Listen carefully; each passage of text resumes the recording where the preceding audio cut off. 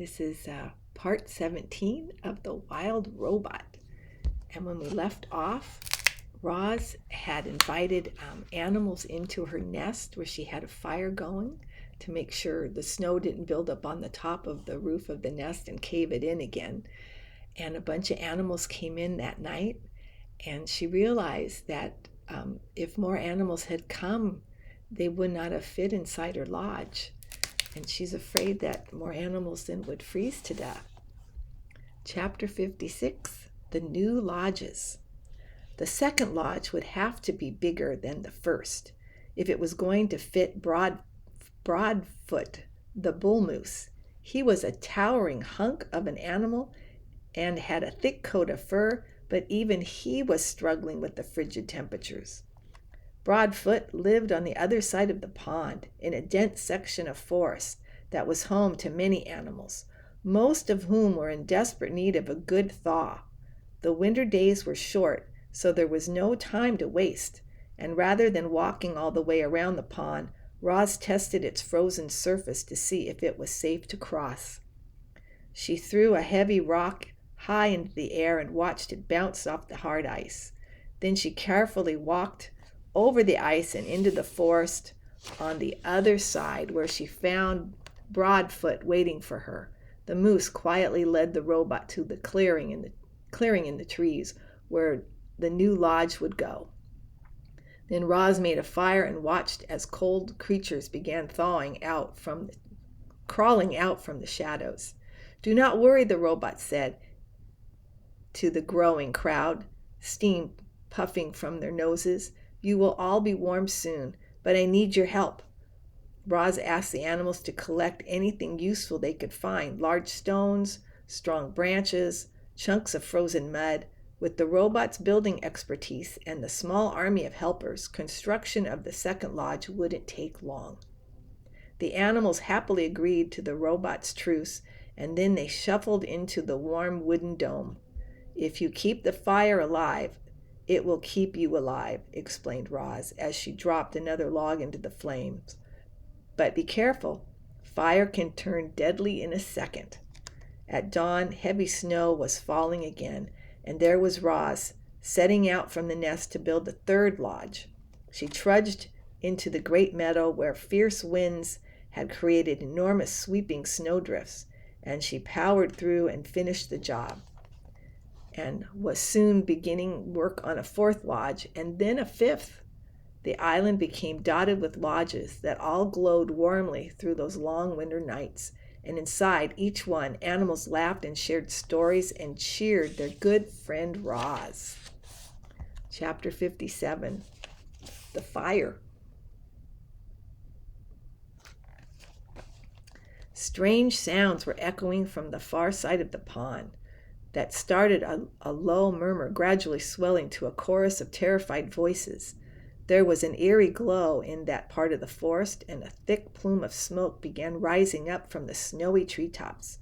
Roz charged across the ice and found the second lodge completely engulfed by a raging fire. Frightened animals were running in every direction, fleeing for their lives through the deep snow. "What happened?" shouted Roz as Broadfoot galloped wildly past. "We put too many logs in the fire pit," he said without stopping. "The flames climbed up to the ceiling." "My baby is still in there," cried a mother hare, pointing at the burning lodge. "Somebody help, please." Roz didn't hesitate. She plowed through the snow and ducked into the lodge. Flames and smoke were everywhere. A tall stack of logs blazed in the fire pit, and in the far corner a tiny ball of fur was shaking with fear. Crouching low, the robot wound her way beneath the smoke and around the flames and gently scooped up the young hare. "Do not worry," Roz yelled over the roar of the fire. "You are going to be okay." She turned to leave, but the doorway had started to crumble. So she shielded the hare with her body and smashed right through the wall of the lodge. Sizzling pieces of wood went flying as the robot and the hare burst outside into the snowdrift. "Oh, darling, are you all right?" cried the mother hare, pulling her daughter close. "Thank you for saving my baby, Roz." Now that everyone was safely away, the robot turned her attention to putting out the fire. Her glowing eyes darted around as she computed a plan. Then, with all the strength in her legs, Roz launched herself high up into the snowy branches of the nearest pine tree. A moment later, the tree was shaking violently, and heaps of snow were sliding from its branches and pouring onto the flames like an avalanche. Steam hissed up through the smoldering mound of snow. The flames quickly died, the snow quickly melted, and within minutes all that remained was the charred foundation of the lodge. Roz dropped down from the tree and waited as the frightened animals slowly returned. Then she said to them, "Would you like another lodge?" The animals looked at one another, unsure of what to do. Understandably, they were afraid of another fire breaking out, but they were far more afraid of the deadly cold. So they pulled together and worked with Roz and built a bigger, better lodge on top of the old one. It had a taller ceiling and a deeper fire pit. It was made from more rocks and less wood, and it had a supply of water for emergencies. But the most important safety feature of this rebuilt lodge were the lodgers themselves, who now had a whole new respect for fire. Chapter 58, The Conversations. Thanks to Roz's truths, life inside the nest was mostly harmonious. But when the animals went outside, it was business as usual. Sometimes a lodger wouldn't return. Sometimes a lodger would return in the belly of another lodger. As you might imagine, that made for some awkward moments. So when everyone was gathered around the fire, they tried to keep things pleasant by having conversation like these.